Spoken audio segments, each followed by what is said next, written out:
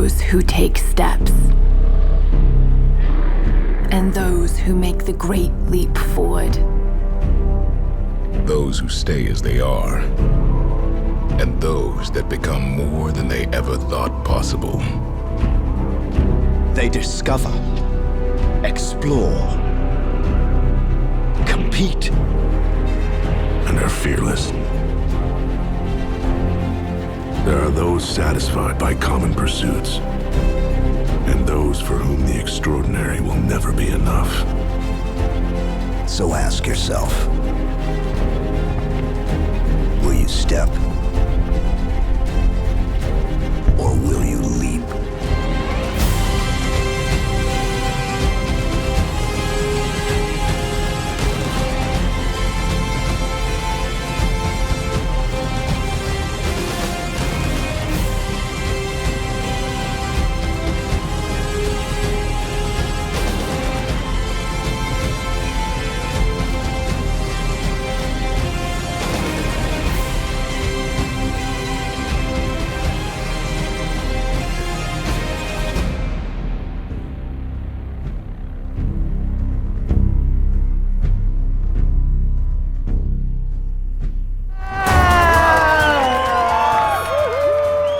Welcome to day 3 of Xbox Daily, live at E3. Yesterday was the first day the show floor was open, and this is what it's like. It was absolutely crazy here at the LA Convention Center. Hi, I'm Larry Herb, Xbox Live's Major Nelson. And I'm Graham Boyd, also known as AC Bongos, also known as the one with the funny accent. And joining us again today is returning champion Tiffany Smith.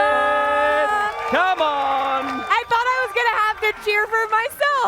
On today's show, we've got a double dose of Tom Clancy insanity when we sit down with the Ubisoft team to go in-depth on The Division and Rainbow Siege 6. And then we'll check out 2 of the most visually stunning indie games of the expo, the crazy stylized run and gunner Cuphead, Larry loves it, and the gorgeous team-based action title Gigantic. Prepare to have your eyes melted out of your head. But wait, there's more! We've got Halo 5 single-player campaign, more Gears of War, Killer Instinct, next-gen Rock Band, and much, much more. And all show long, you guys, you can make your voice heard on Twitter using the hashtag XboxE3. But I have to start things off by saying that I was totally excited on Monday to see Recore, right? From Keiji Inafune, the creators of Mega Man and Metroid Prime as well. Looks absolutely beautiful. Now, there was no shortage of really noisy trailers in a press conference, right? But I love those moments where things just calm down a little bit, and you have a little bit of emotion and a little bit of heart and soul. Heart in it. It was, wasn't it? And that little robotic dog, if they can bring that to life in the game with the same kind of cuteness and personality. Oh, they will. It's going to be an incredible experience. So yeah, that was a real, tugging on the heartstrings moment. You know what I'm excited about? What's that? I was looking at it the other day. We have 7. I don't even have enough hands to show them all. 7 exclusive titles hitting the Xbox One this holiday season. Is that awesome? 7. Halo 5, Forza 6, Rise of the Tomb Raider, Gears Ultimate Edition, Fable Legends, Rare Replay, and Gigantic, which we'll get a closer look later on in today's show. But first, you guys, I just gotta say, I am a massive Star Wars fan, and I am freaking out because a Star Wars game is coming to the PC. And if you guys haven't already seen this absolutely amazing, stunning, newly released trailer, well, I'm gonna show it to you all right now, so get ready to enjoy it.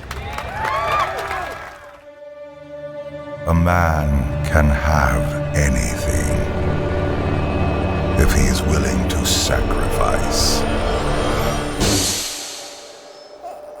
With your birth comes a solemn vow. You will have nothing. Over there! Yeah! Your privilege is the dirt.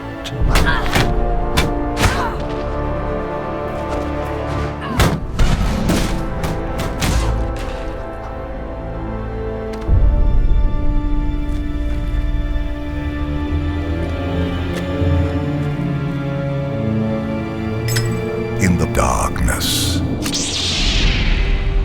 the promises you make, they are yours alone.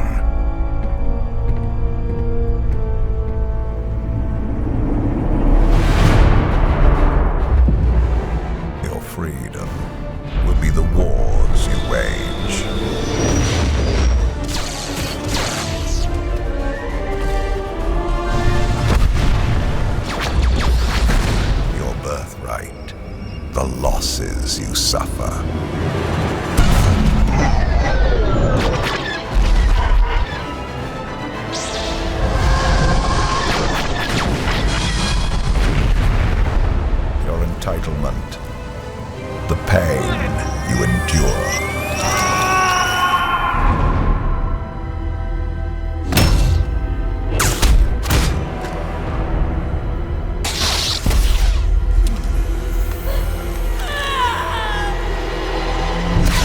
And when darkness finds you, you will face it alone.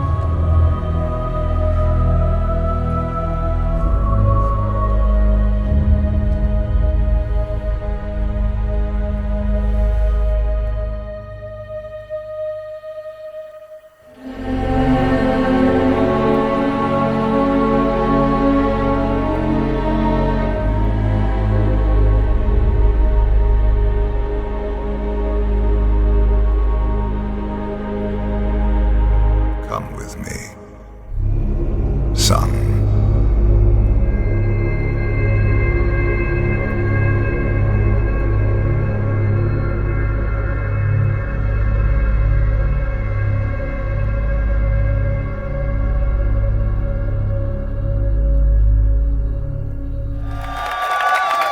Seriously, I gotta say, I feel like that should be the next Star Wars anthology film. Oh man, that was Beautiful. unbelievable. Now let's go from a galaxy far, far away to the Haloverse.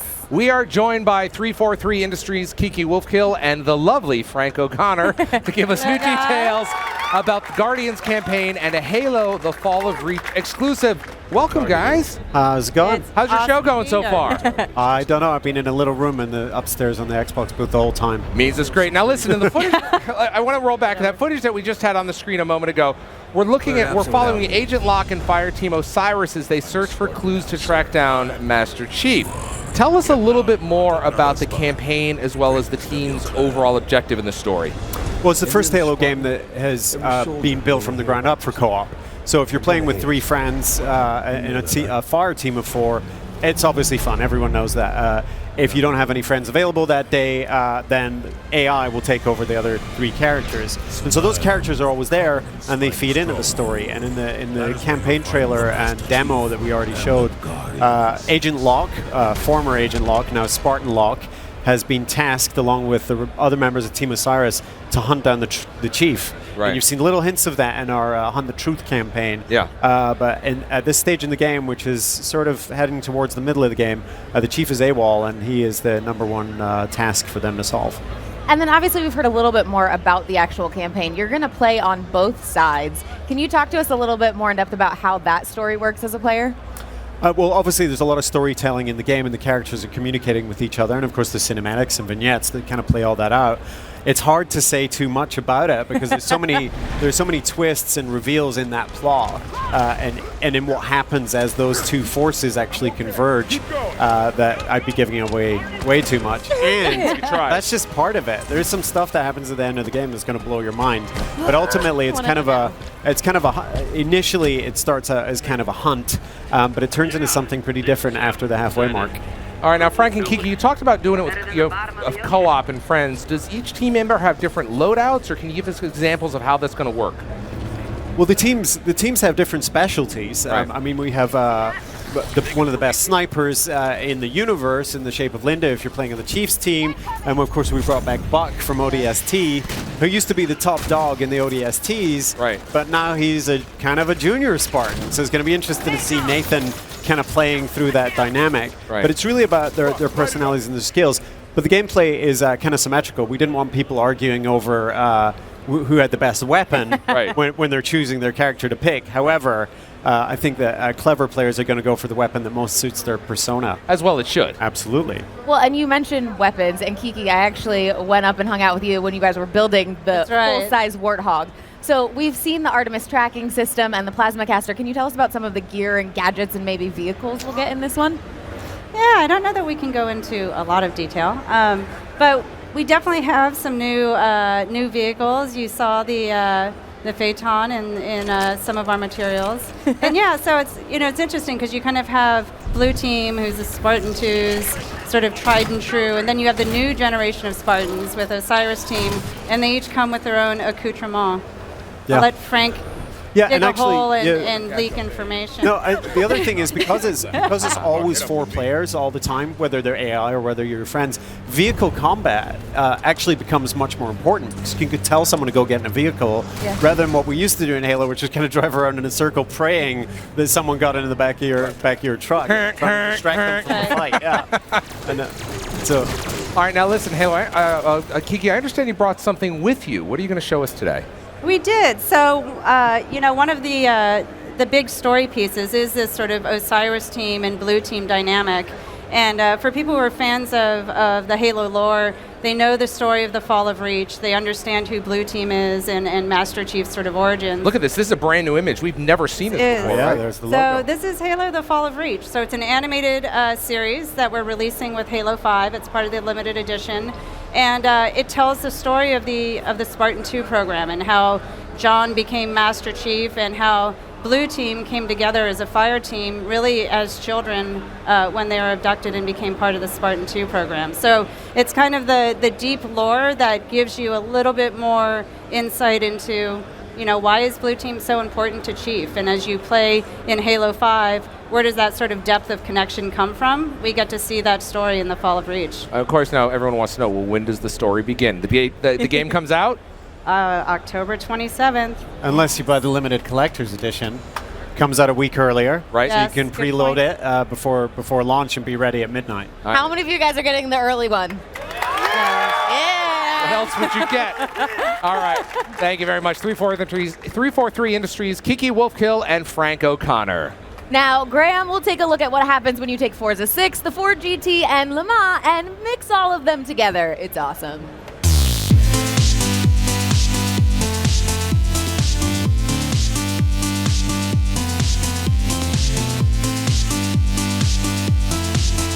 Hey everybody, I'm Graham Boyd, Xbox Live's AC Bongos, and I'm here at the Ford Performance stand at Le Mans for a very special announcement. Now, as you know, the all-new Ford GT is the cover car for Forza Motorsport 6. The Ford Performance have just announced that there will be a race version of the Ford GT that will be competing at Le Mans 2016. Now, we've just seen the covers come off. It looks absolutely incredible. It's back there somewhere behind all this hubbub. So why don't we get in and have a closer look?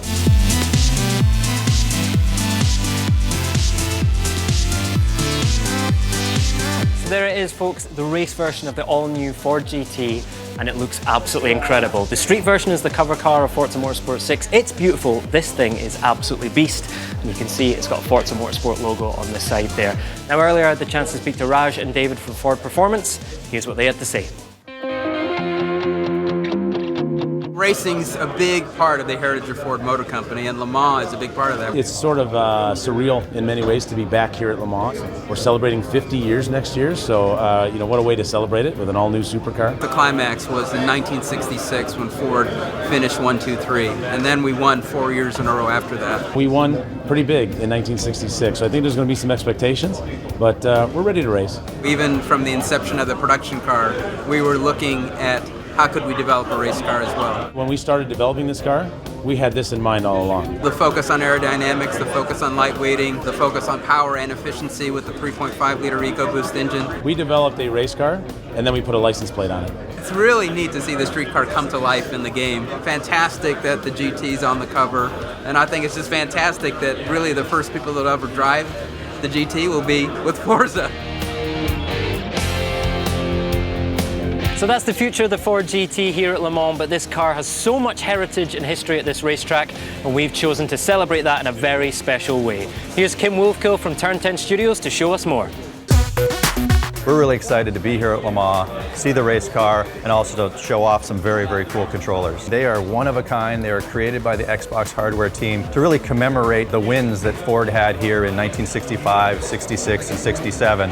And what they did is they designed them to be basically reflections of the liveries that were used on those cars. So the colors, the stripes, the graphics, the numbers, all of them are accurate representations of what won at Le Mans back in those years.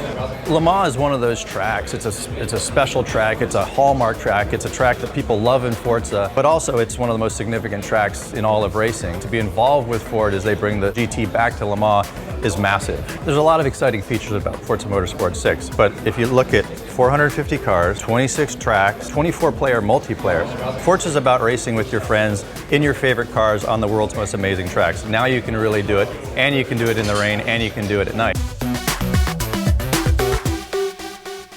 10 years of Forza Motorsport, 50 years of Ford at Le Mans. This has been a celebration of the past and the future of racing at this very special racetrack. And don't forget, you'll be able to drive the Ford GT for yourself around the Circuit de la Sarthe in Forza Motorsport 6, coming to the US on September the 15th and Europe on September the 18th. And it is exclusive to Xbox One.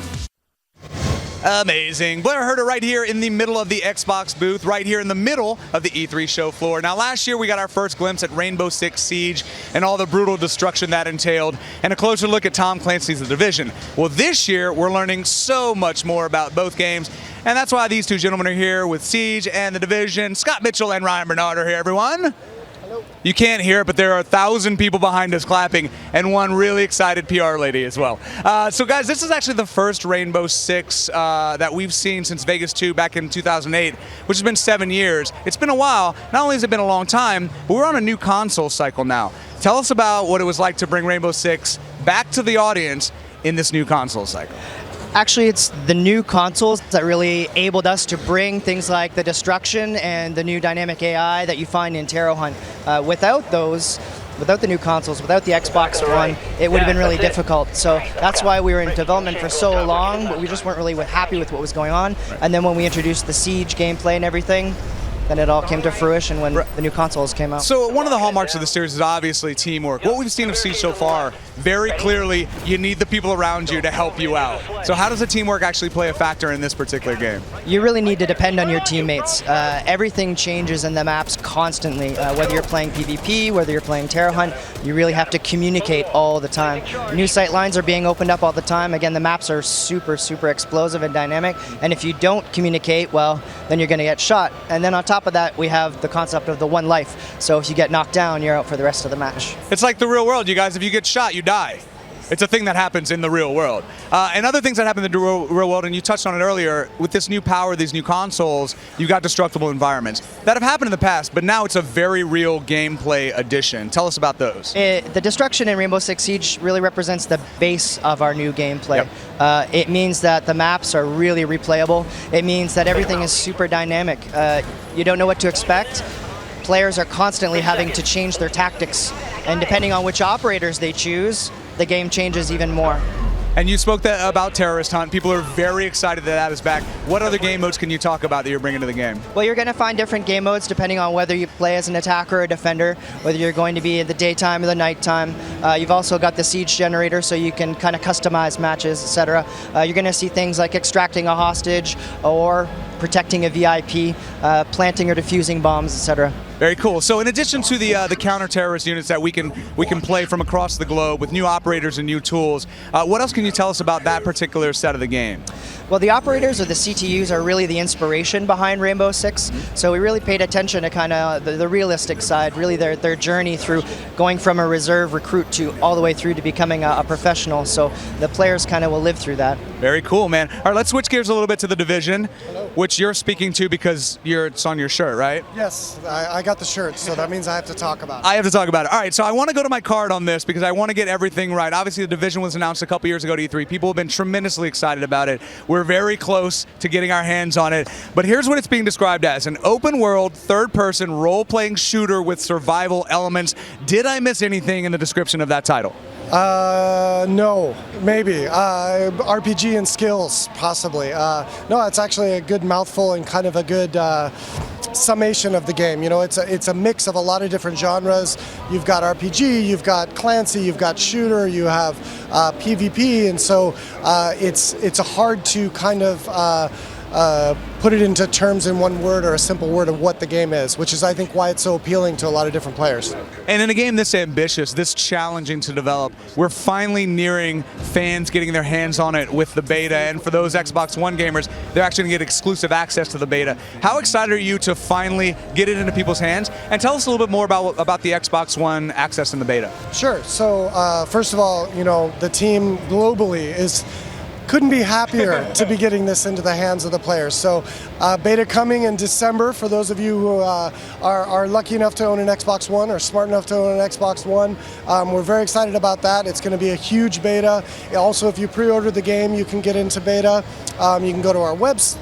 We can go to our website, and you can enter a raffle to get into the beta that way. So we're very excited to get the game in players' hands. So it's literally impossible for you to not find a way to get into the beta. So get on that internet. And speaking of the internet, you guys announced the Dark Zone. People went bananas over how brutal it was. Tell us a little bit more about what they saw. Yeah. So that was a great example of what we call a multiplayer space. So when you go into the Dark Zone, it's kind of like a lawless area as an agent. So you're cut off, your system reboots, and then it's kind of up to you on what happens beyond that point. So we don't like to call it a PvP space, or it's definitely not a battleground or a multiplayer map. It's player driven. So in the case of the demo, you know, we had our players that teamed up with another set of agents first.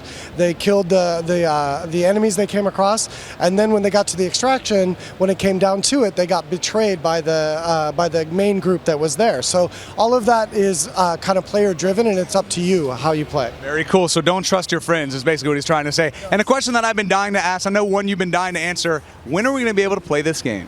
You're going to be able to play The Division on March 8th, 2016, releasing on all platforms simultaneously. Very exciting. Well, gentlemen, thank you both for being here. Really appreciate your time. Thank you so much. So every year, only a select group of industry insiders like myself and these gentlemen get into E3. But if you can't make it to LA in the show, we're going to make sure you aren't missing out. So here's Tiffany Smith and that beautiful smile, exploring the sights and sounds of the show floor with an all-access tour of the booth that we're currently standing in. Hey, what's up, you guys? I am Tiffany Smith, and the floor is officially open here at E3, so we are at the Xbox booth to check out and find out so much more about all of the awesome games that we heard about at the conference. So instead of standing here any longer, I'm gonna head in there and get my hands on those games.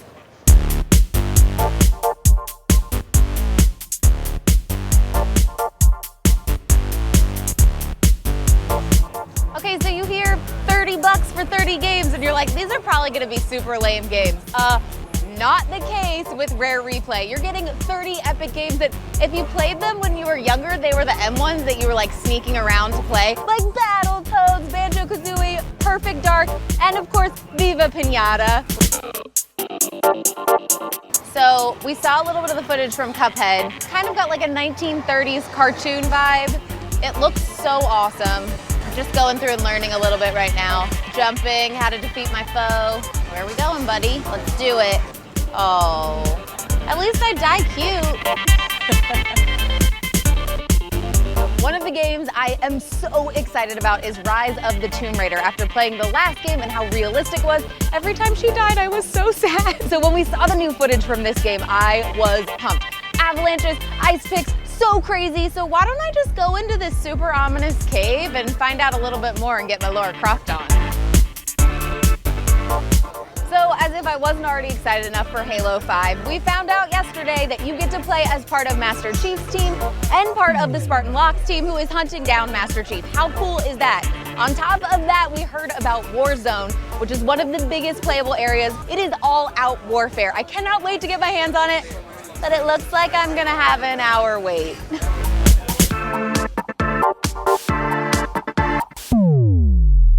Every time a new Forza Motorsport game comes out, it's even more realistic than the last one. Forza Motorsport 6 is no different. Now we've got night driving and weather conditions to contend with. There is even a Rio map. How cool is that? This car is in the game. It's the Ford GT. It is beautiful. I feel like I could actually drive that car into the game because, you know, it's like super realistic, but they won't let me get near it.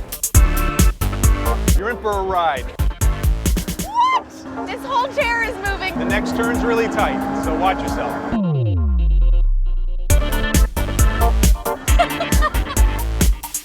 All right, so with all these new games, I might need a new controller, and that is where the Xbox Elite wireless controller comes in. Best part, you guys, it's completely customizable, so you can move those all around for your best gameplay.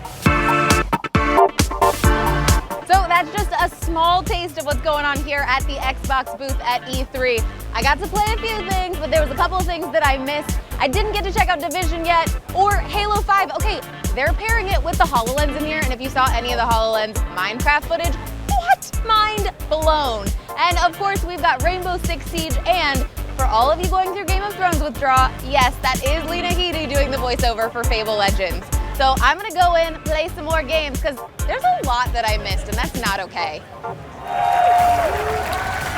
One of the most common questions I get asked by the community, what the heck happened to Summer Arcade? Where did it go?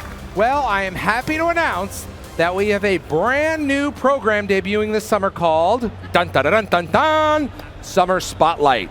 This will capture the spirit of Summer of Arcade, but in an all new and different way. Unlike Summer of Arcade, which features only arcade games, Summer Spotlight is all about digital games releasing this summer, including ID at Xbox games. We can't reveal all of the titles just yet. No, I can't, okay. But we're happy to share that we are going to be including 3 very highly anticipated titles that will be part of Summer Spotlight.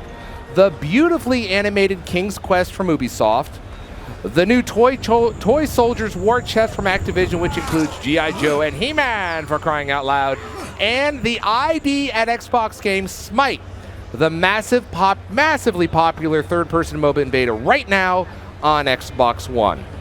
All right, and to get you even more excited, here's the latest trailer for Smite, and go to smitegame.com right now and sign up because the game's beta is open to everyone right now. All right.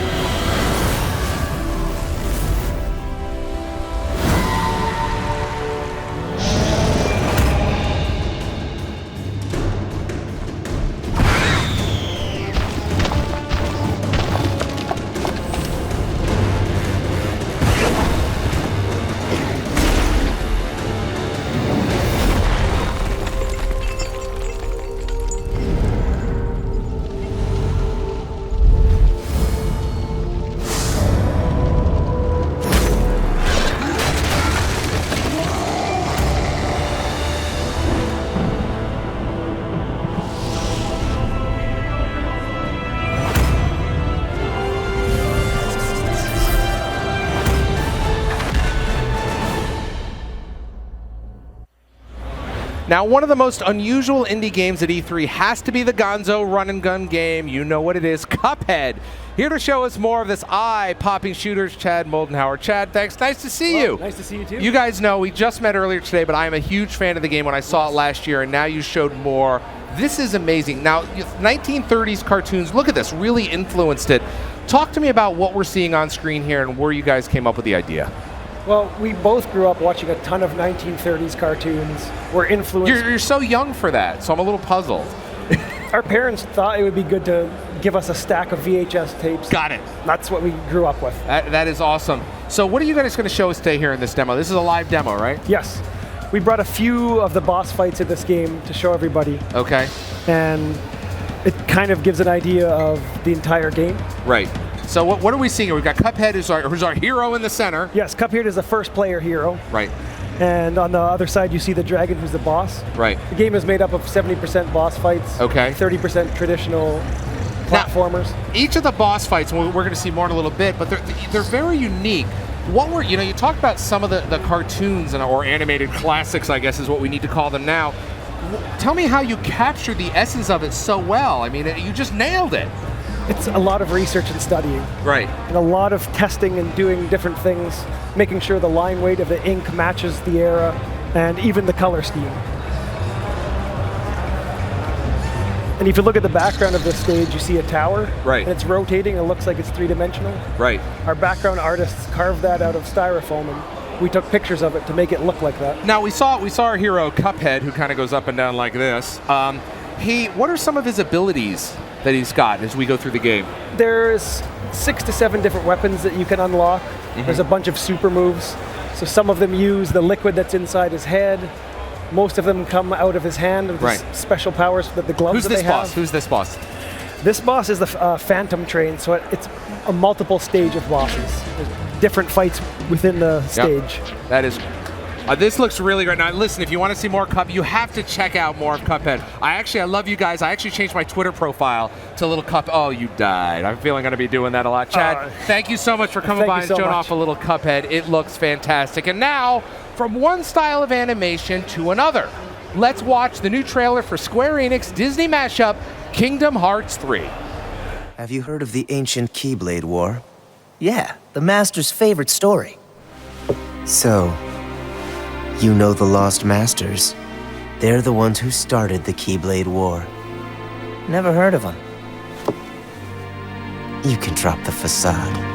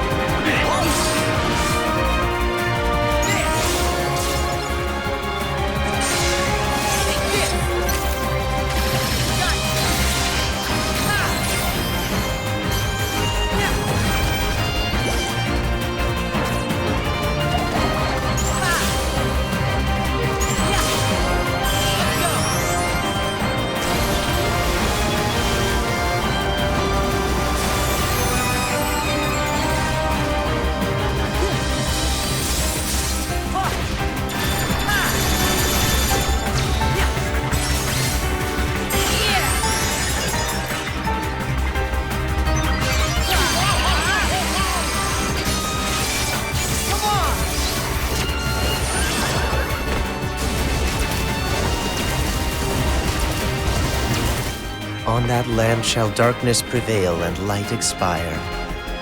The future, it's already been written. Who's to say I can't change it? And maybe light will prevail. There is more to light than meets the eye. You might be surprised. Oh, I hope so.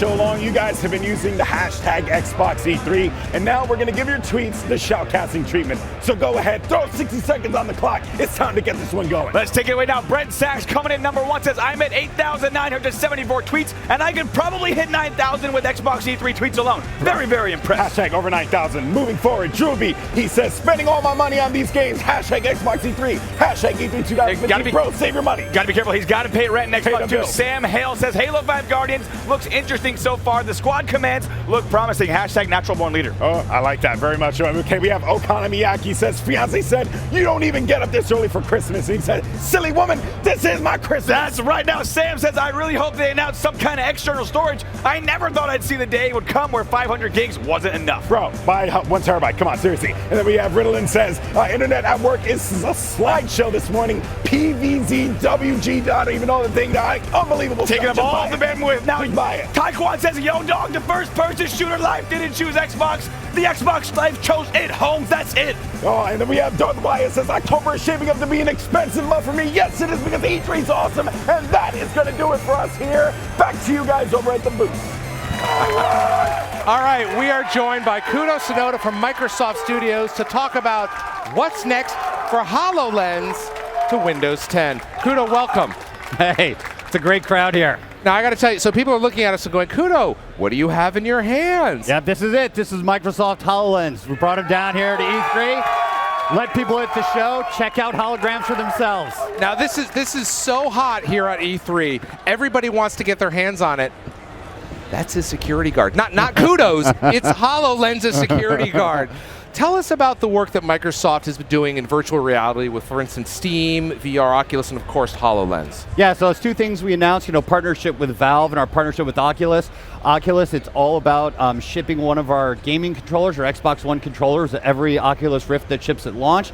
And then you're also going to be able to stream your Xbox One games to Oculus Rift and play them there. So that's awesome. And then stuff we're doing with Valve, really we just started. It's the first stages of our partnership, really looking at maybe getting some standardization across VR APIs. Yes, I love that. Now, I got to tell you, about a week ago, I think I tweeted out or posted on Reddit that I had a holy moment during our briefing because I was going through the rehearsals, and everyone asked me, which one was it? Was it back compat? That was one. But the Minecraft demo. Right, guys? That was unbelievable. How else do you see gamers and games using the HoloLens in the future? Yeah, I think what we're really trying to do is holograms allow you to bring, your real-world environment into the gameplay. You saw with that Minecraft demo how you could view your Minecraft worlds right on your table, and now look at this. That looks unbelievable. It's unbelievable, and then we're going to be able to start incorporating, your real-world environment in his gameplay level. So everybody will get, a very unique experience based on where you play. Games will change based on whether it's in your living room or you're playing in your kitchen. Right. And then we've even got, character-driven games, story-driven games, where the characters are right there in your living room, walking around your house, sitting down on your sofa, interacting with you, and just seeing the narratives play out in your own home. It really makes the gameplay exciting. Now, outside of yeah, they love that. Outside of gaming, there's a ton of applications for HoloLens, right? Yeah, so it is a fully untethered, holographic computer. So lots of things you can do with it. New ways to communicate, new ways to learn, new ways to be productive. Even unlocking people's creativity and allowing them to sculpt in 3D. But the thing we're most excited about, of course, here at E3, talking about the games, the entertainment, making sure gamers are having fun with holograms. You guys having fun? Yeah, we had this amazing demo that you kind of HoloLens you see before you go into Halo, and you guys saw the Halo one, right? Yeah. Mind-blowing. Anyway, listen, I got a question for you. Thank you. We love you too. We've received more feedback about Xbox and backward compatibility, of course, that we've worked on. What game are you excited about? Because you worked on a lot of games for Xbox 360. What game are you excited about? Yeah, it's I'd love to see Bayonetta come to Xbox One. Love Platinum games. Yeah. And then I think Red Dead Redemption, that would be an awesome one to have on Xbox One, playable through back compat as well. I love Red Dead. Oh my God. Now, the Windows 10 launch is right around the corner. What do you want fans to know about how Windows 10 fits with gaming?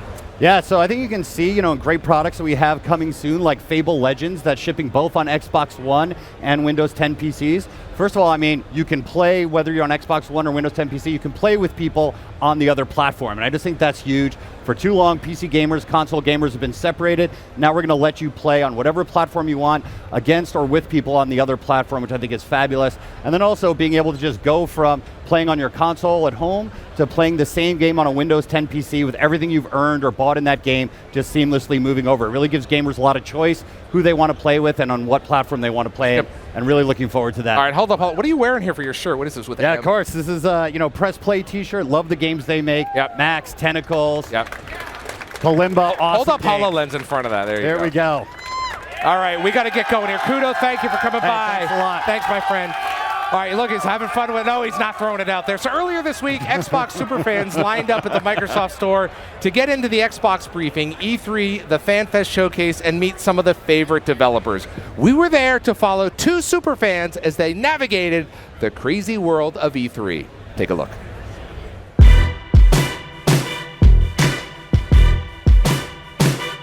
Always wanted to go to E3, be a part of Xbox FanFest. I'm excited. Can't help it. In a couple hours, this place is gonna turn into the biggest Xbox tailgate party in the world. We came to show our love for Xbox and show the world like Xbox. I think pure adrenaline is gonna get me through tonight. I don't even know if I need sleep. I'll be all right. How you doing, man? Nice to see you. Sir? Me and Major Nelson. How awesome. Team Xbox! Xbox!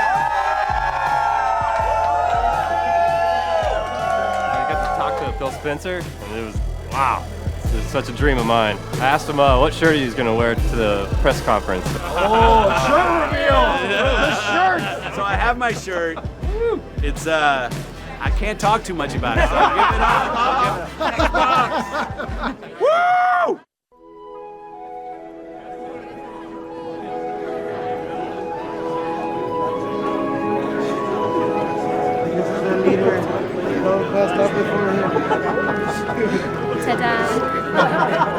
It's morning and we're outside the Microsoft store. I've waited here about 32 hours, about an hour away from making it in finally. I'm still going off a pure adrenaline, just because it's a great moment in my life to be here for Xbox FanFest.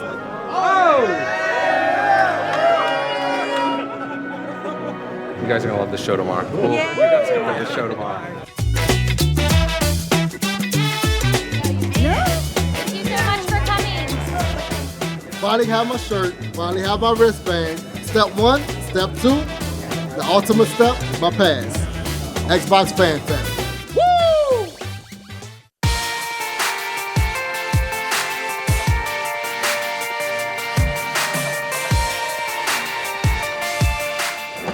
Tom, why'd you shave your mustache?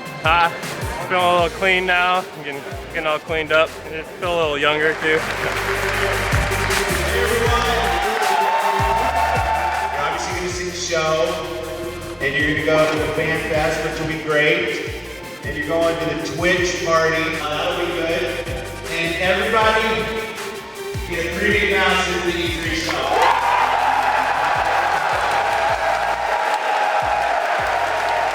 E3 for all 3 days. That's insane.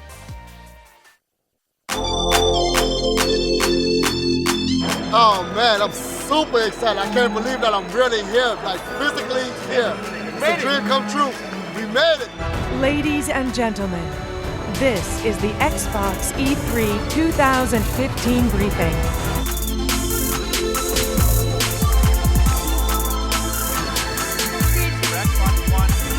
Including the unveil of a whole new Xbox One user experience.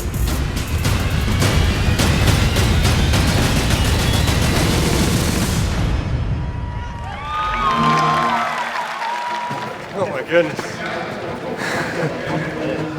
I'm gonna be broke.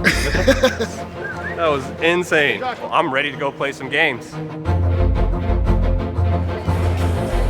leveled up.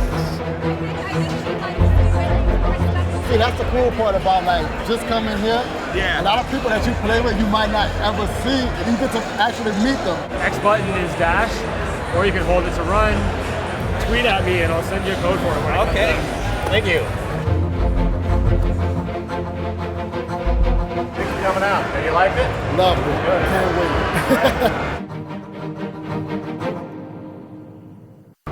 Guys, so this is your first E3. You're about to step inside the magical world of E3. Oh my God. The moment you get in, go to the back.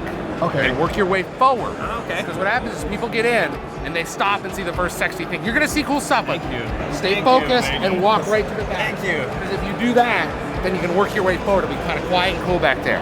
That's my pro tip. Oh.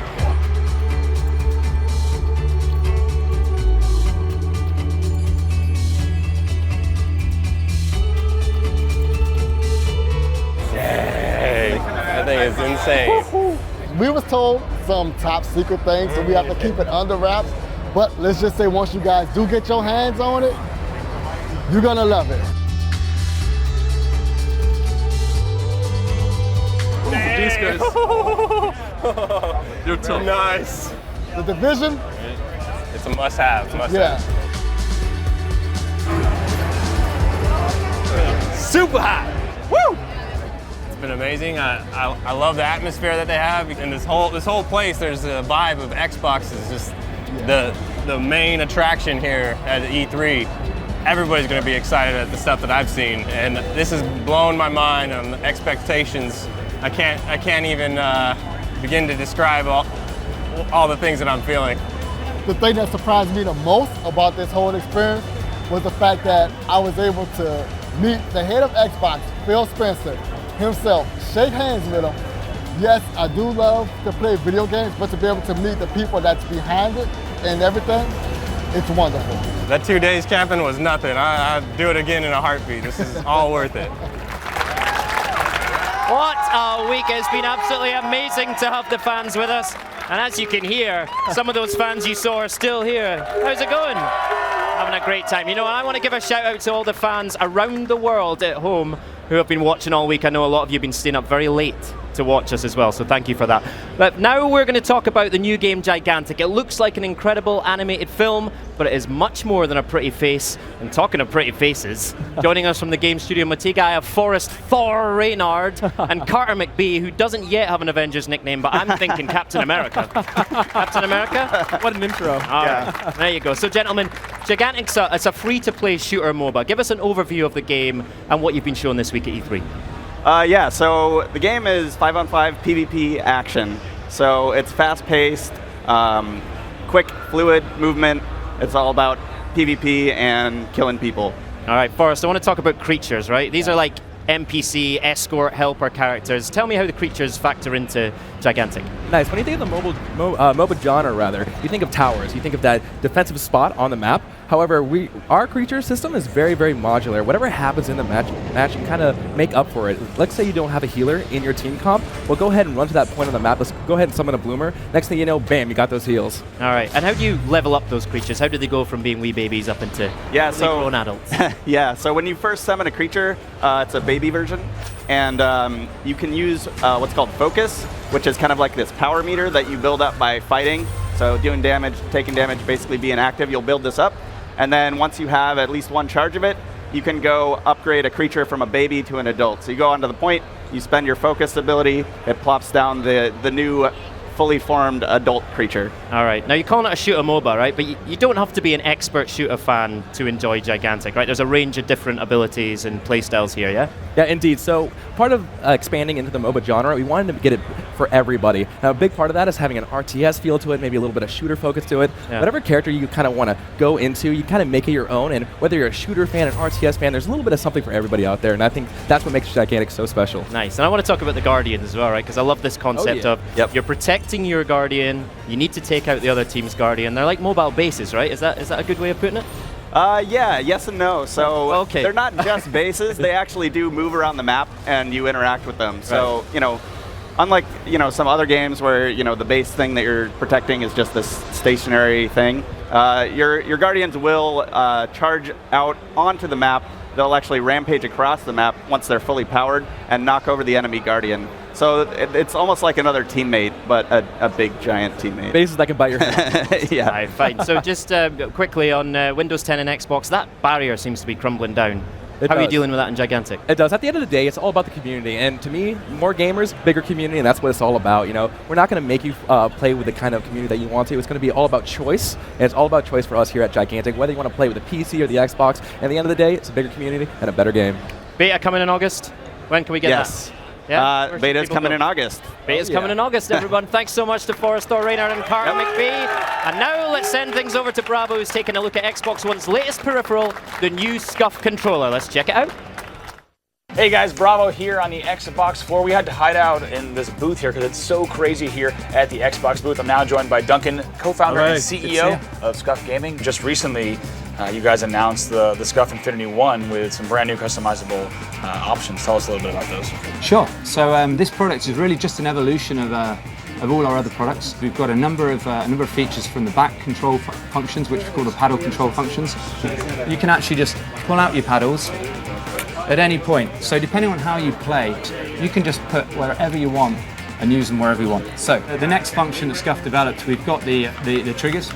If you look at trigger in a normal movement of trigger, it moves about 25 degrees. It's great for racing games where the more you squeeze, the faster you go. But when you're playing shooters, then typically when you're playing shooter, there's a sweet spot which resides about halfway down the controller. So we created what we call a trigger stop and an adjustable hair trigger mechanism. So using one of SCUF's SCUF keys, you actually put it in this hole here and you mechanically tune this in. So you just need to get it through. There we go. So we go in and then you tune it. As you tune it down, you'll see this trigger move and it'll move less and less. So you're reducing the latency in the trigger movement. Yeah.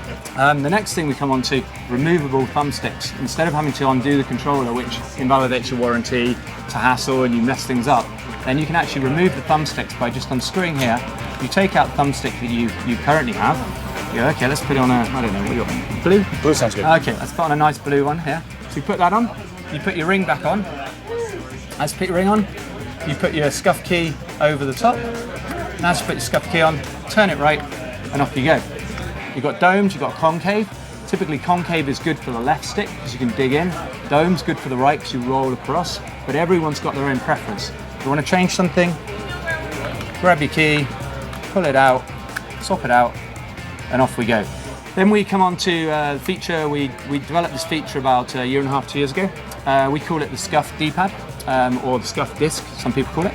It actually comes on and off, and it basically allows you to have more of a circular motion. So if you want to mimic something like a fighting game, or use a fight stick, this actually works pretty well.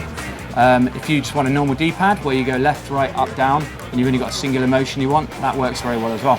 Sure. So the whole ethos behind SCUF is reduce latency, improve performance, allow the gamer to improve their game by showing better dexterity, so you can truly be the best gamer you can be with a SCUF.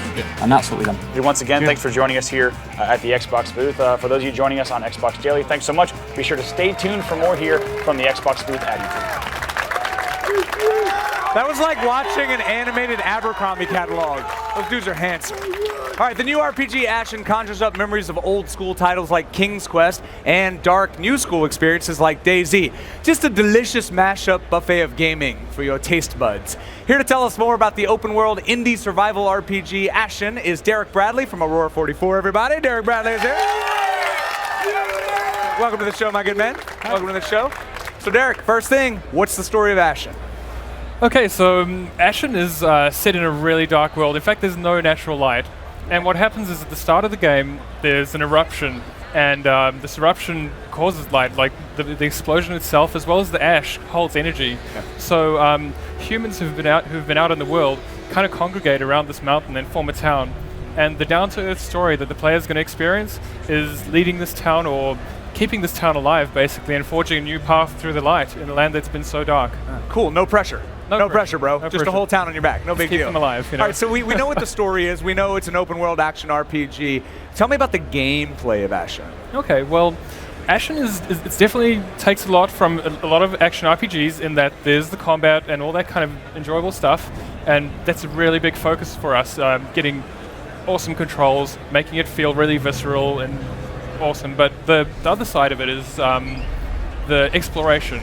And so that's really important, to have the feel of moving through the world and actually enjoying the landscapes that you go past and stuff like that. So honestly, half of our time is just put towards making it feel good. Nice. And we know, obviously, with that tremendous weight of carrying those people on your back, forging relationships is going to be vital in this game. So talk to us about the multiplayer component. Absolutely, and this is an interesting one because people that you meet out in the world won't be NPCs. They'll actually be other people that are in multiplayer. So when you come across someone, you're coming across a real person that you can forge a relationship with. And the other interesting thing about that is if you bring them back to your town, they're actually going to become NPCs in your town, and they're going to persist there. So any story you have is going to, with an NPC that you keep in your town, is going to be something you've actually shared together, and then they're going to add to your game from then on. Very cool, man. So we know we're going to meet other actual humans on the other side of the digital landscape. What are their unique skill sets going to be? For instance, mine would be just holding you back or being a tremendous burden. So what are people going to bring to the table? You know, they could be anything. I mean, you could get an ash smith who uses this crazy ash that's out in the world to upgrade things. You could get a hunter who will just kind of go off on his own accord and bring things back for you once in a while. Nice. You could get travelers who tell you like stories of exotic places that are far away that you could get to. So even just the information they bring to you will be important. Very cool. So obviously E3 is monstrous. There are a ton of beautiful titles here, but Ashen is really standing out for its distinct art style. Why'd you guys decide to go in that direction with the art? Well, you know, we're very passionate about art in the first place, and just the handcrafted kind of low poly feel that Ashen has is something that we've worked a lot on and iterated a lot on. And something that people have picked up on actually is no faces. Yeah. I mean, you must have noticed there are no faces. How do they see? Yeah. But the interesting part of that actually, it feeds into the multiplayer. So when you meet somebody out in the world, you know, if they've got stubble like us, and maybe they've got a scar on their face or something like that, you'll judge them by that. But in Ashen, you won't. Like, literally be by the actions that they do around you, you'll judge whether you want to bring them back to your town. Is this a trustworthy person? Or is this someone who's going to have my back when we go try kill that boss over there? Right. I've always said, don't judge people by their facial hair. So I'm glad that you removed that from the equation. So we just watched a bunch of footage down there on the monitor. We saw beautiful, beautiful environments, gigantic monsters. Tell me about the scale of this game. How big is it going to be? Well, it is open world, so it's going to be fairly big, you know, and I think, you know, from our art direction and our gameplay standpoint, we wanted to make sure that the world was big enough that things could tower over you, and that's, I mean, you can see it in our trailer, the giant sky whale that's sort of flying through there that everyone's excited about. So certainly having something that is massive is important to us. Right, and we actually have ID at Xbox's Chris Charla coming on the show in a little bit. How important were they in the development of this game? Oh, absolutely. They've nurtured us for a long time now. Yeah, the whole team, Alexi, Nate, Chris, they've been really great. We couldn't be here without them. Very cool, man. Well, big round of applause to Derek. Derek, thank you so much. The game looks amazing, man. I can't wait to get my hands on it. In just a second, we're going to go in depth on ID at Xbox and the tidal wave of games headed to the Xbox One, like that gentleman's right there. But first, let's take a look at the trailers for some upcoming indie titles.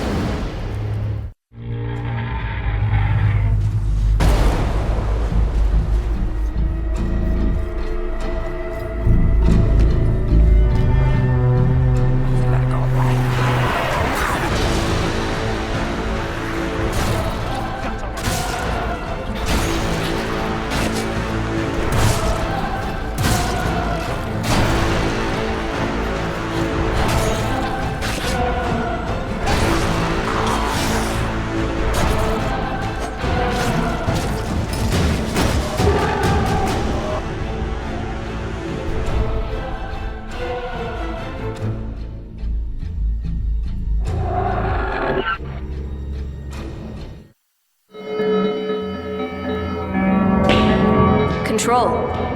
Come in. Control. Hello?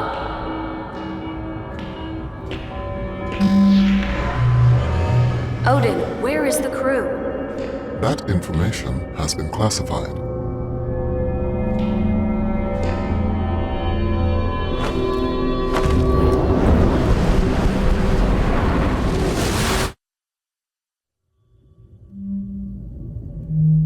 Odin, what am I going to find behind this door?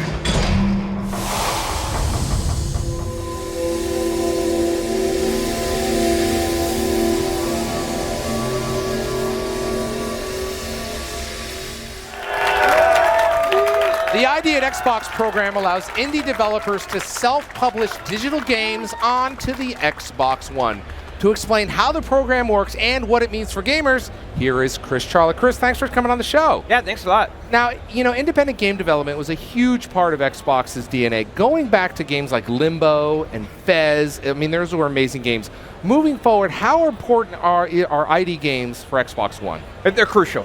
If you look at the games we showed at the briefing, whether it was Ashen, which everybody just saw the interview with Derek, or Cuphead, or Beyond Eyes, that kind of diversity and innovation, those are the kind of experiences we want to make sure gamers all across the world get to see and get to experience when they use their Xbox One.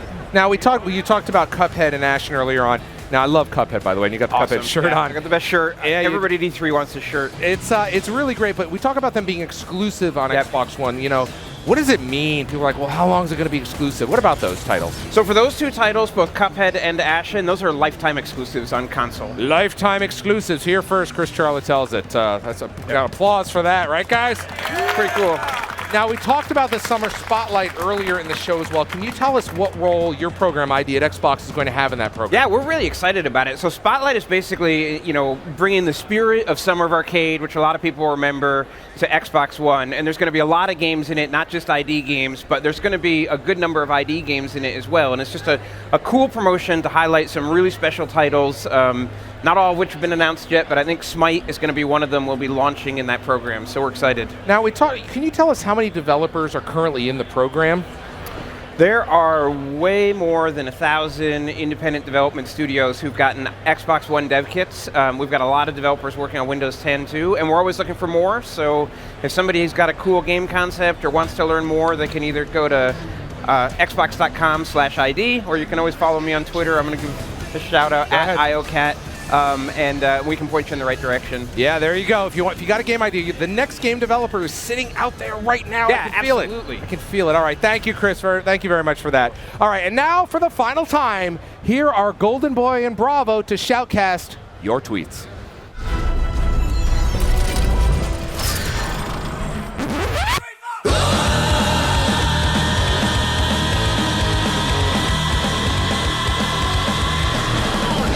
Welcome back, everyone. All show long, you guys have been using a hashtag XboxE3, and we have been casting your tweets. So let's go ahead. Throw 60 seconds on the clock. One more time. Let's get it going. All Bravo. right, now, first up, Hugh Witty said, I'm more excited about that customizable controller than backwards compatibility on Xbox One. Looks awesome. Yo, bro, hashtag priorities. Moving forward, we have AWD Twit said, we made a game where you explored a house. We were going to call it Realtor Simulator. I was all about that life until Train Simulator came out. That's right. Now, Bubba Jingle says, by far the best E3 in a while. So many cool games coming out. I know. I couldn't agree with you more there. Then we have Kenny Chuck, who says, Paradise Valley, AZ this year. E3 is just redonk. Really impressed with Xbox and all the hard work that Major Nelson did. By the way, just an FYI, other people interviewed as well, not just Larry.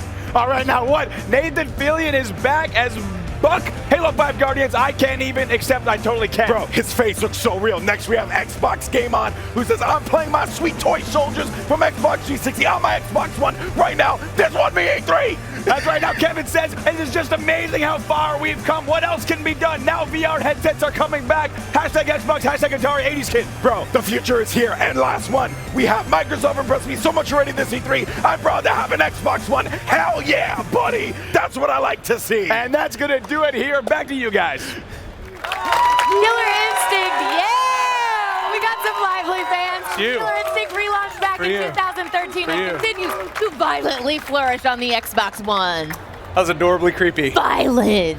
Keep doing it. One more time. One more time. No, okay, fine. All right, we're actually joined by creative director Ken Lobb is here, everybody, to tell us about what's next for the franchise. There's some huge news coming out for the game, coming out during E3 that we learned about. Actually, the game is going to be coming to PC, but it's also going to be cross-play available with the Xbox One. That's right. Unbelievable. Yeah, so it's even better than that. So not only can you compete with your friends that are on PC if you're an Xbox player, if you own the game on Xbox One today, you already own it on Windows 10. Come on, discount rates! Get Windows 10 and you're ready to play KI. And that includes your saves, your achievements, any character, all the stuff you bought or anything that you've earned, all comes over. Fight sticks included. Yes. Not only that, you know, I'm biased, I need to play with a fight stick. Right. I love controllers. I love video games to play on controllers. Fighting games, I need to play on a fight stick. So not only will the Xbox One fight sticks work on the PC, but so will the 360 fight sticks. Pads and controllers, sticks from 360 and Xbox One will all work on PC. You can use them to play KI if that's what you'd like to do. How cool is that? And the last content pack for Season 2 just dropped. Let's take a look back at Season 2.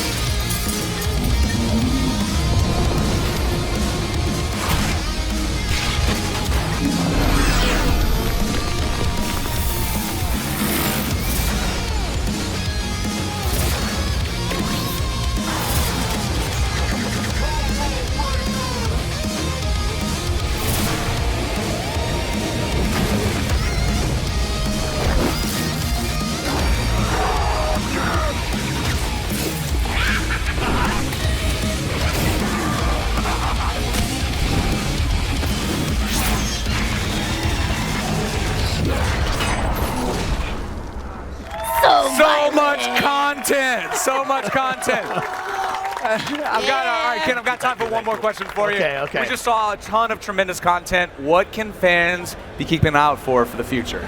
Okay, well, actually the future is kind of now, because right now you can go download the story mode for Killer Instinct Season 2. Really? And we're super proud of the story mode in Killer Instinct Season 1, but we've always wanted to tell more about our characters, and so we've got a new robust way that we're telling the story for each character in Season 2, and that's releasing right now. Wow. We just lost half our audience. Guys, stay here, though. Watch to the end of the show, and then we do it. Big round of applause for Ken, everybody.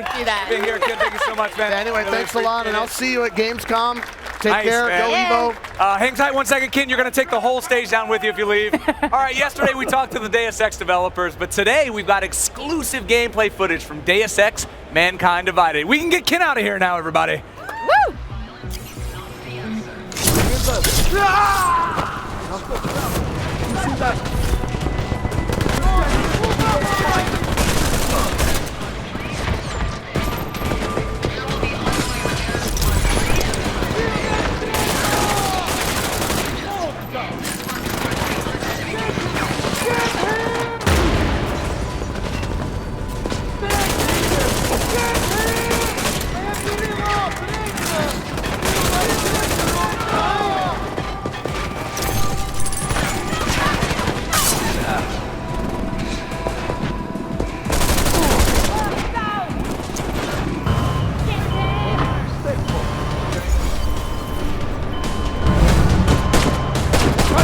For a better shot.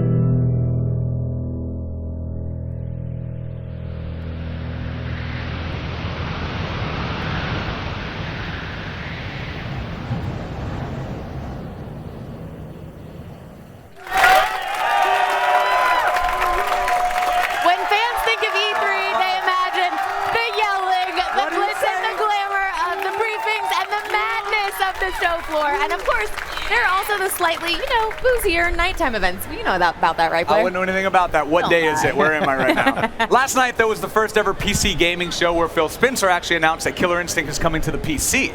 And then Gears of War's Rod Ferguson followed up with an announcement of his own, which we will get into in just a second. But first, we went out last night, too. I love Rod Ferguson. All right, guys, back to business. Speaking of the love of my life, the man that I've spent the majority of my adulthood chasing, he still says no. I would have slowed down. Had I known, I would have slowed down. There was some laughs in it. There was a little laughs. It was cozy here. We want to end the show the way we began it. Ladies and gentlemen, Gears of War. So you announced the beta. They're super pumped about it. Nice. I like it. We'll just give you a moment to We need to shoot from shine. here up because I may be getting a little nipply right now. It's a little That's how it goes uncomfortable. on this stage, for real, right? Blair knows about that too.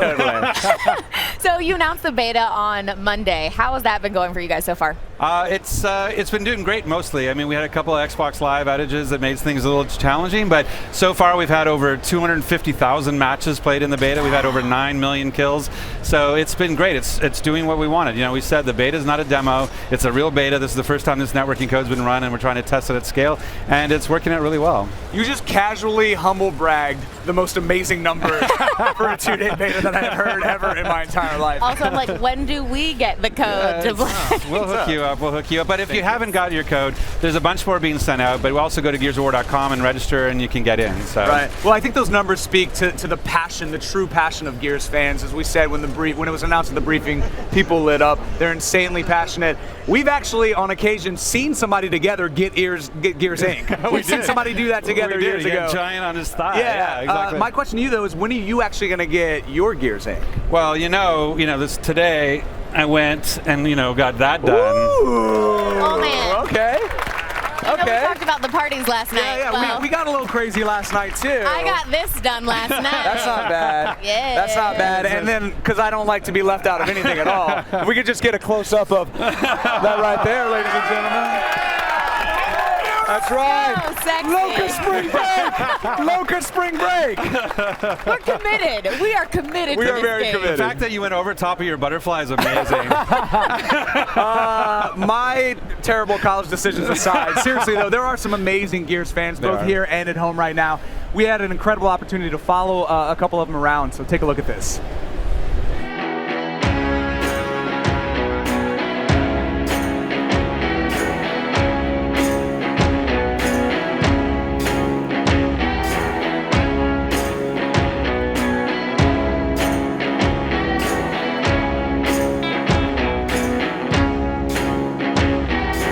Playing Gears of War has changed me because it brought me into a world of looking at games as more than just games.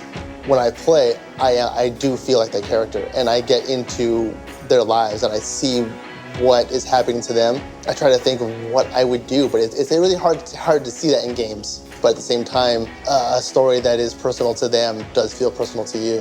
I specifically got the Crimson Omen because it is the symbol for the Gears franchise, and that ties into the community. Everyone who can see it just automatically knows, and you already have that bond. I'm excited for getting the tattoo remastered because the game is going to be fresh again. So the idea of getting a tattoo redone and getting it kind of boosted up just feels like a good idea.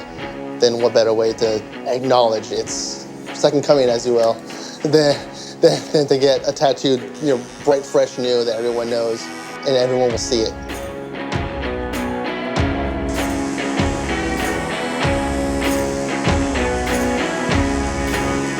Gaming came to me from my dad. It all started back on the original old systems. My dad was the one who was like, you're gonna play this system, this system, this system, and he's the one who bought them all. The Crimson Omen symbolizes pretty much all that is good and all their hard work and dedication and striving together as a team. You fall in love with those characters, and I wanted them on my body pretty much for the rest of my life. I basically chose this design because it is the bad guys logo, and on my inner ankle I have the good guys logo. I've always had this idea since a little girl actually of good evil tattoos.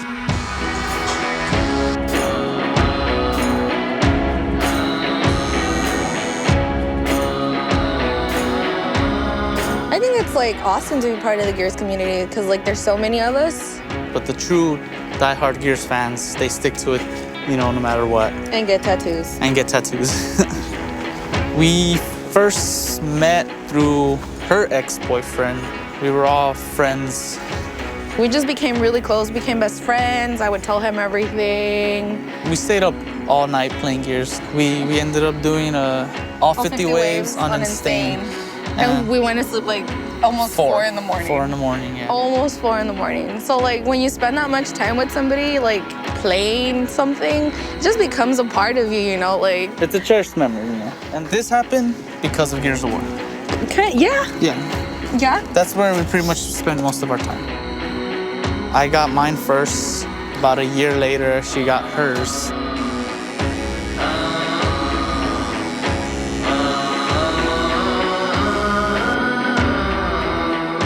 I wanted to get a Gears tattoo, but I didn't know what exactly I wanted.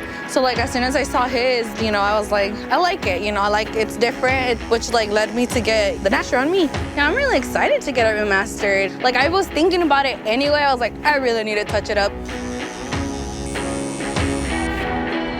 It's just fun to kill you. But you don't. I do kill you. So I would bring her down but not out. Wait for her to get back up to bring her back down again. And then I will probably just a simple kick. I'd pick him up as a meat shield and teabag the shit out of him. Or I would probably do the boom shot execution. I don't know that a lot of people are getting their first tattoo at 46 years of age. Gears is coming back, and this is the beginning of that sort of re-emergence of Gears. Part of it is, like I said, this is a recognition of what Gears has meant to my career and to me personally. And you know, it's not only what I work on, but it's my favorite game to play, and I have a relationship with the teams and the community. And when I look at the community, and fans are cheering and they're showing me their ink and showing how dedicated they are to the franchise that you built, but you don't have it, right? And so you go like, oh, look at my ink, and I go like, that's awesome. I don't have that. If somebody who plays my game has that much dedication to my game, why can't I, who's the creator of it? Like, if anybody should be that dedicated, it should be me. Part of it is what makes Gears successful, also makes Gears kind of not mainstream. But what we lack in sort of numbers, we more than outdo in terms of depth of passion. That looks awesome. Thank you, man. Good work.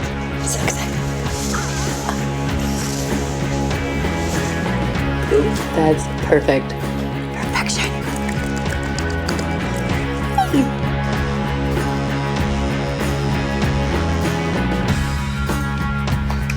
So rad.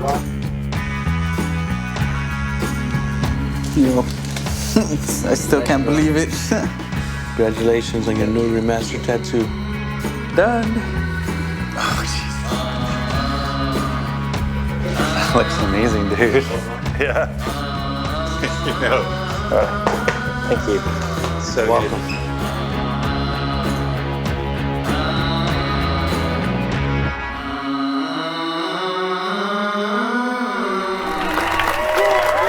All right. Well, based on the video, I think you have something for real to show us. Yeah, these are all obviously fake. We're handing these out at the booth. What? Wait, they This is not let fake. you get a fake one? What? So, but this one not so fake. Oh my goodness! So good. Commitment. Dude, you can never work on Forza. You got to stay on Gears forever. Yeah, I mean, big shout out to Steve Sato. He did an amazing job. But yeah, this is all about Gears Inc. So if you have a Gears of War tattoo, if you have Gears Inc. and you want to get your tattoo remastered, go to gearsinc.com and submit your tattoo, and maybe you can get yours touched up like the fans in the video. Super cool, That is man. so awesome. Super cool. Well, thank you so much, Rod, for hanging out with us. And I just love how confident you were as you were getting your tattoo. You're like, I feel no pain. Everything's None fine. at all. Everything's fine. all We're fine.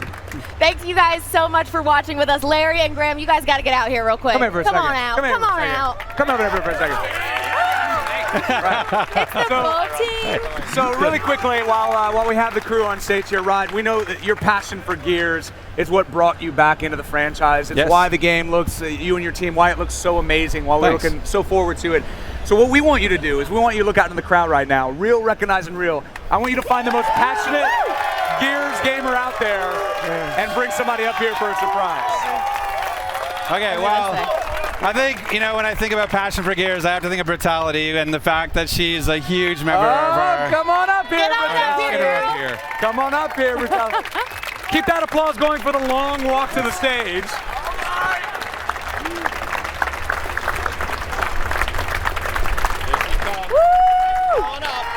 Welcome up. Yeah.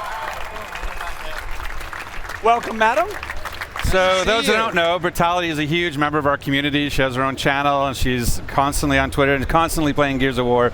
And what she doesn't know is that backstage at the Galen Center, at the stage, all of the presenters at the Xbox briefing signed a console, and we're giving it to you. Oh, that's amazing. Look at that beauty. That's awesome. I'm gonna cry. Great. Thank you so much. Thank you for everything you do for Gears and for Xbox. All right. Thank you so much. Congratulations. Thank you. Watch your step. You know you're a true Gears fan when Rod calls you out and you get an Xbox from him directly. All right, guys, and while this is our last day at E3, it's really only the beginning of our games coverage. In August, actually, we're going to be taking you to Germany for Gamescom, the world's biggest gaming event and where people with Rod's beards tend to live. Yeah, if you thought E3 was busy, Gamescom is mad. 300,000 attendees gather in Europe, and we'll be there live to bring you all the highlights, all the breaking news, all the massive game reveals, and all the sausage. Okay. Thank you guys so much for watching, and thanks to all of our correspondents and all of our crew and all the fans. All right, we will see you again in August right now because episode 1 of the behind-the-scenes Halo 5 Guardian series, The Sprint, is starting right now. We'll see you next time. Bye-bye, everybody. Great job, everybody. Dude, how excited was she for that?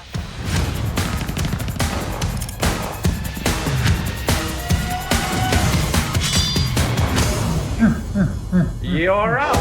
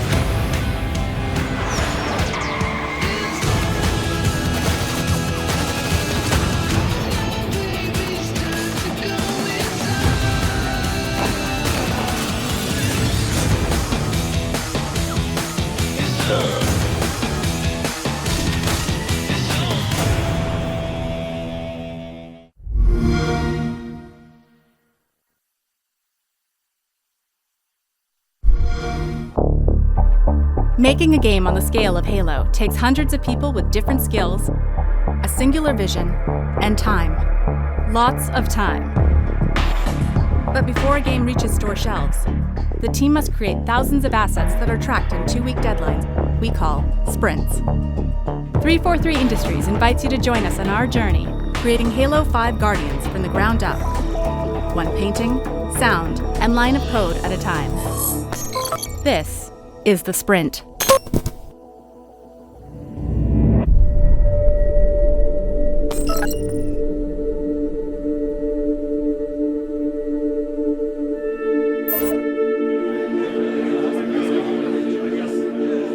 It's the best part of any project, and every single time you play, whether it's the campaign, the multiplayer experience, we're seeing amazing progress. So today we're going to talk about 2015, everything that's going on in 2015, where it is all about Halo 5. Hi, everybody. I'm going to share some stuff that you guys are going to be like, what the f is going on? And that's kind of the point. Is the Master Chief a traitor? Is he going to die? Who's this dude that just shot him? What are you talking about? He didn't shoot him. The Master Chief was going to shoot him. Like, what? What are you guys doing to Halo? That's the point. That's the point. It's important that people don't just sort of go, okay, yeah, it's Halo 5, it's just another Halo game. We need people to kind of reinterpret what Halo is.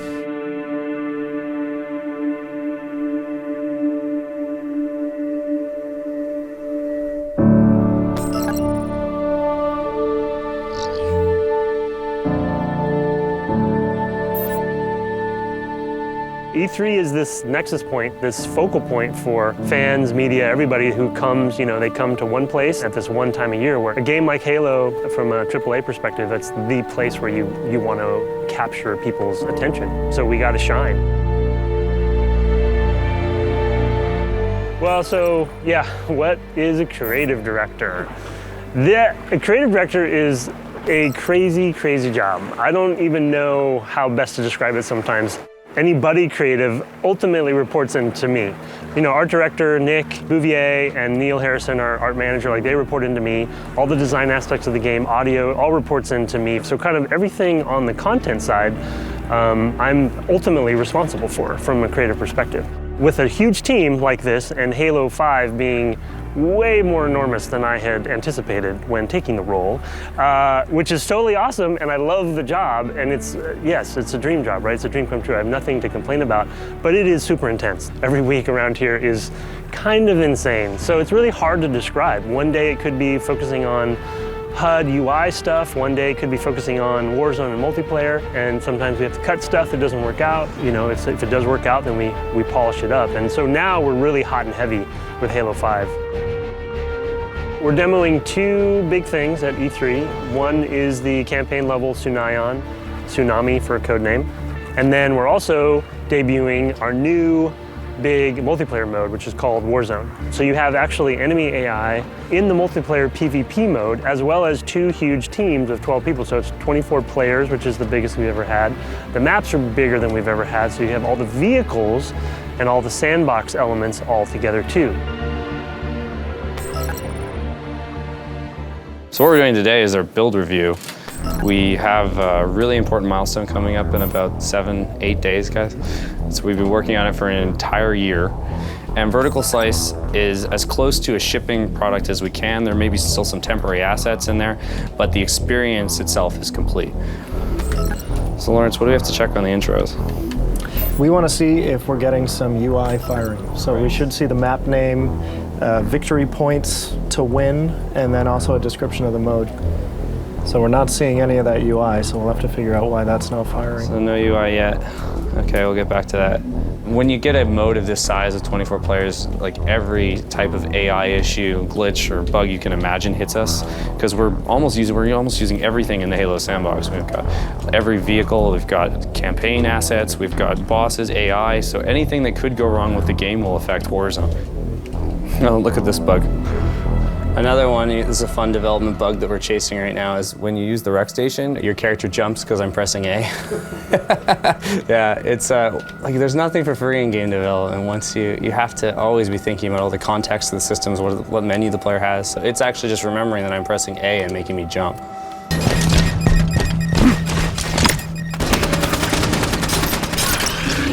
So we just completed the intro assault, and whoa. It's on that. What's that hitch? For sure. Nope, it's the UI. It's the UI loading? Okay. So this is an issue we didn't even have 2 days ago, but now is an immediate fix for our big review. So you can kind of see, like, as we're fixing things and adding things, we're always, you know, sort of incurring more debt and having to fix more bugs. These are awesome. Lawrence just put in these locations. So these are shoulder bash spots you can smash through. Even as recently as about a month ago, this whole passageway didn't exist. So you would be in this tunnel and you'd have to run all the way around to the armories. And then we've added these sort of shortcuts through to let you get there quicker. We have a mid-session progression loop for the first time in a Halo game. So as you're playing through the game, as you're killing enemies, as you're capturing bases, as you're doing just about anything in Warzone, you're leveling up and you can sort of access more high-end stuff. You know, if you see somebody out there with a Banshee, you didn't have to worry about whether you started the game with a Banshee or not. You can go to a terminal and get a plasma pistol or get your own Banshee, which is even better. Then you can have a dogfight. Wreck confirmed. Does the VTOL fit down that skylight? I bet he does. That could be cool. It'd be risky, right? You'd get blown up. But.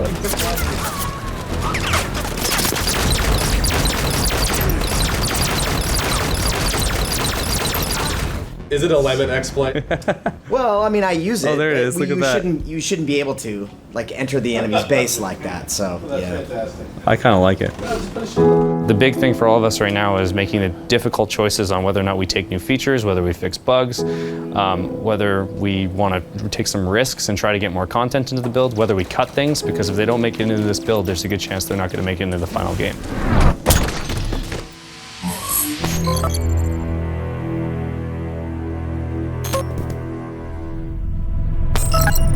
Yeah, Tsunami's been in the mix from the beginning, like right after we shipped 4. Tsunami was one of the first levels that we conceived of. Originally, it was just an idea that we had to kind of cater this, it was a prototype where throwing grenades would be affected by the wind, and so would enemy characters and occasionally the player. We figured putting a level out at sea in the middle of a tsunami, or actually, it was never a tsunami. It was always more of a hurricane, but I don't know why we called it Tsunami Station. Maybe just for the...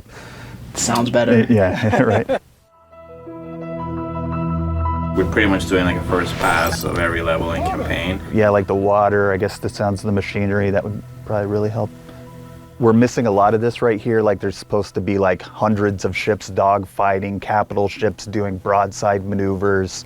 To that point, it's kind of like the environment is almost kind of secondary. Like the theater of war that's going on outside the space, that's kind of the big scene here. Osiris team, 90 seconds to drop point. And may buck by the first round when we get back. This is kind of like the final climactic battle in this civil war between the two factions of St. Gili, the Arbiters faction on the one side and the Resurgent Covenant on the other. And so the players need to find their way through Tsunami Station while this civil war is raging all around them. This is probably the section that we're going to take to E3. We've been calling it Destruction Alley.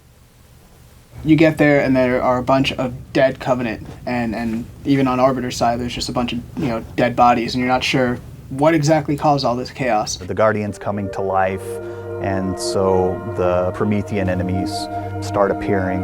Prometheans incoming!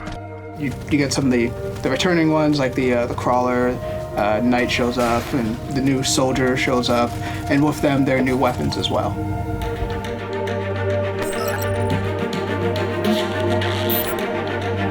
We have a prototype that we haven't playtested that much yet. Basically, there are two firing modes. One is when it's folded in like that, and that is when you are in hip fire, and that is just basically rapid firing short-range grenades on a timer. And the other one, which is when you aim, when it's folded out like that, is going to be firing longer range projectiles. So our biggest question right now, we have two, I think. The size of the ammo counter. It's pretty big. It's covering up a lot of the weapon. It could be like half that height. Yeah, exactly. And the other one is, what do we do here? Do we have any of the actual model moving and animating, you think? I feel like we need to get a little bit better understanding of the mechanism there that's helping it pop out? Usually we have like a lot of moving parts on Forerunner and UNSC stuff. The Covenant's it's kind of more magical. Sure, space magic. Yeah. So we don't need as many moving parts on the Covenant weapons. Is Nick going to be here? He accepted. I can go try to track him down if you'd like. And I reset it. There he is. Hi. Hey, there he is.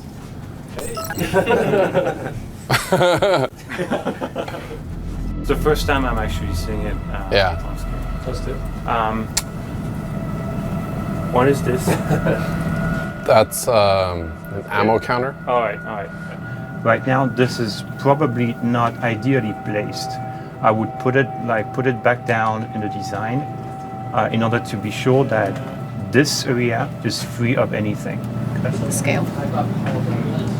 Did you put the scale down? Oh yeah, much better. I know it's gonna do some magic stuff here. Showing off for Maya skills. Yeah. See? How hard was that? This should still feel as a single integrated object, but this is way better. That's beautiful. Yeah, the other question is what do we do with the back part of the barrel, so to say? Do we want to have something that kind of sits here as if we should have anything that kind of covers the back here, and then we'd have the projectile showing up here where the magazine kind of feeds up? We have a marker somewhere. We have these two hammers, we have that thing going on, whatever the design of it.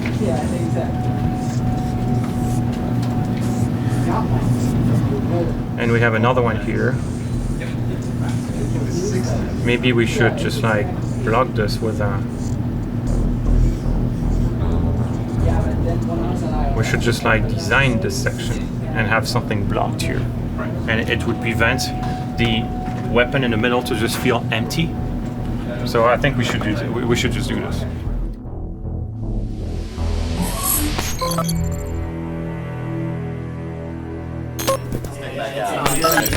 It's not working. A, B, and down. All right. Ready to go? Kick it off. All right.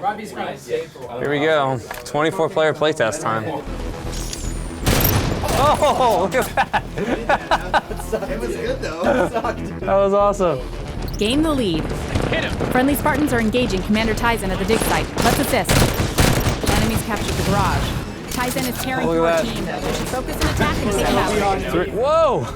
So this is like a picture of Warzone. It's just awesome when it happens. There's so much action going on.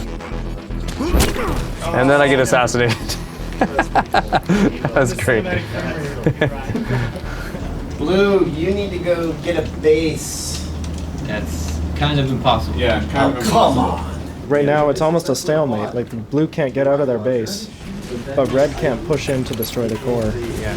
I think we need it to be easier to do either one.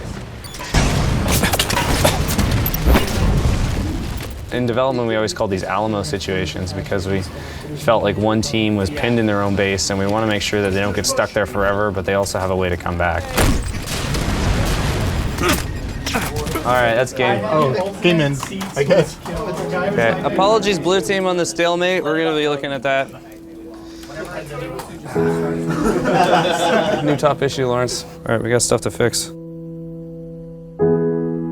So yeah, obviously, I think everyone knows why we're here. We want to go over the E3 stuff as it stands right now.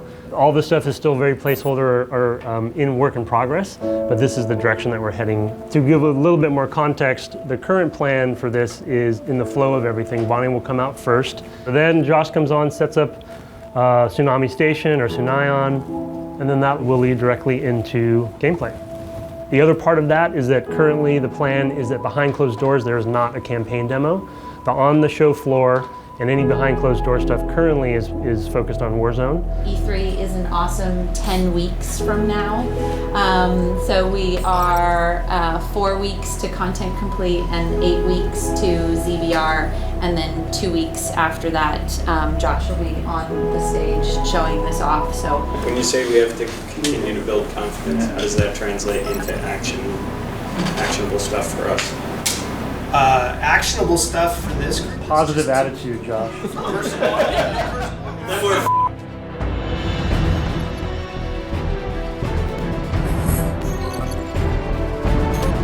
We're shooting our opening sequence where we meet our team, Osiris team, for the first time.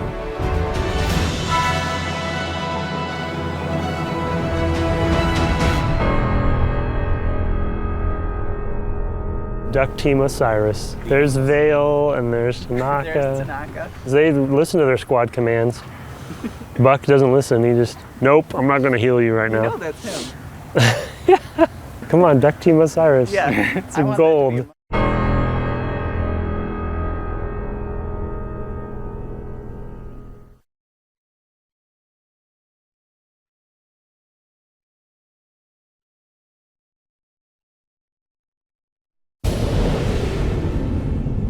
John, you can do this. You just go and you don't look back.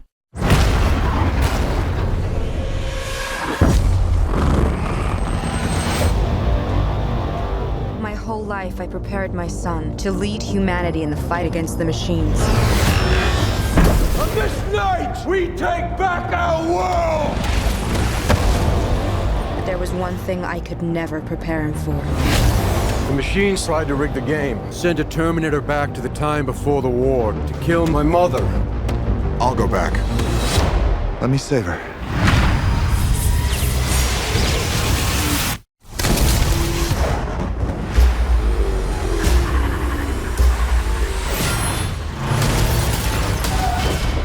Come with me if you want to live. Kyle Reese. You know who I am? We've been prepping for you to arrive for over a decade. We. The Terminator. It is nice to meet you. I've been trying to teach him to blend in. I know it needs work. John, Hi, Mom. how can you be here? What are you doing? John!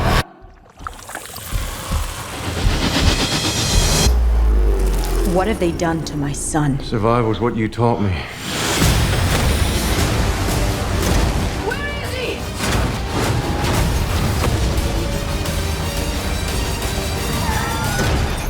Get out. Not machine. Not man. I'm more. I can't leave him. Whatever they did to John, we need a reversal. Everything's changed. We are humanity's last hope. Load up. I've been waiting for you.